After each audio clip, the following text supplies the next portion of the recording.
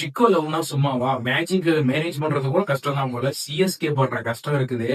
Welcome back to weekly wise official channel. Best மூவிஸை பார்க்க நம்ம சேனலை சப்ஸ்கிரைப் பண்ணியிருக்கேன். அன்பே டயானா ஒன்லைன் ஸ்டோரினா, அதாவது ஆங்கிலோ இந்தியன் பொண்ணை லவ் மேரேஜ் பண்றாரா இல்லையா நம்ம சிஎஸ்கே, அதை பேஸ் பண்ணி தான் போகுது.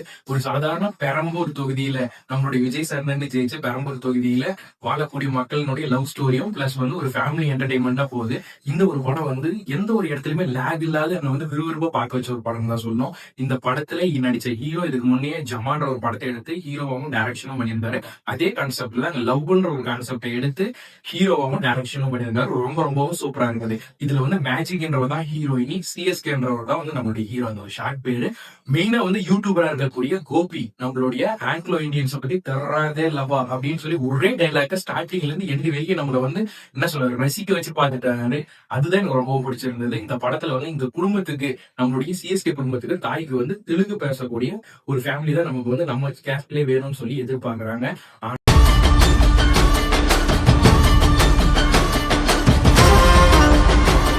ஆனா நம்மளுடைய ஹீரோவுக்கு வேற கேஸ்ட் பொண்ணு தான் பிடிச்சிருக்குது. அதாவது ஆங்கிலோ இந்தியன்ஸ் பொண்ணு.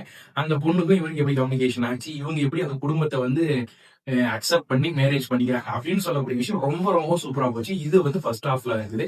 செகண்ட் ஹாஃப்ல தன்னுடைய அப்பாவுக்கு ஒரு காது கேட்காது போயிடுச்சு. அது ஏன் என்ன காரணம்னு பார்க்கும்போது மேஜிக்கோட அப்பா தான் அது காரணம் போது அவளே வேணான்னு சொல்லிட்டு போயிட்டான் நம்மளுடைய சிஎஸ்கே. லாஸ்ட்ல அவங்க அப்பாவுக்கு அதெல்லாம் ஒரு விஷயம் இல்லடா, அவளை போய் லவ் மேரேஜ் பண்ணலாம் அப்படின்னு சொல்லும் போது அது இன்னும் ட்விஸ்டா இருந்தது. கிளைமேக்ஸ்ல இவருக்கு ஒரு பொண்ணை பார்த்து வைக்கிறாங்க. அவரை இவரோட ஃப்ரெண்டு கூட்டிட்டு போய் ரெடி பண்ணி அவங்க மேரேஜ் பண்ண போயிடுறாங்க. கிளைமேக்ஸ்ல இவர் ஒரு 3 லாங்குவேஜ் பேசுறாரு. அது இன்னும் சூப்பரா இருந்தது.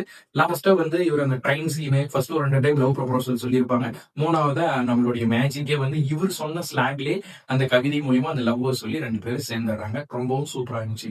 படத்தினுடைய பாசிட்டிவ்னா நம்மளுடைய அன்பே டயானாவில் ஸ்டார்டிங்ல இருந்து கேஷுவலா இவர்த்த அத்லெட்டா இருந்து ஒரு பொண்ணு லவ் மேரேஜ் பண்றது எவ்வளவு கஷ்டம் அப்படின்ற ஒரு விஷயத்த சூப்பரா காமிச்சிருக்காங்க.